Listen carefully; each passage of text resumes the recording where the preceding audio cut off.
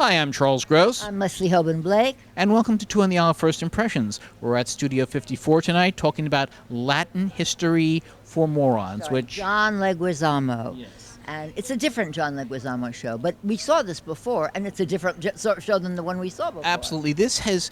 Neither of us really enjoyed it off-Broadway, but here he's refined it. He's, I would say, expanded on it, but he's put more, for lack of a better term, John into it. A lot of the shtick that we know and love from him, and he has a much better show. And more humanity. The other was a little more of a history lesson. This is a little more of, I'm trying to tell you what I told my kids, and it's a retelling of a story. That was part of the off-Broadway, but here it's more emphasized. Right. Plus, he's imitating his kids, he's imitating his wife, again, doing what he does best.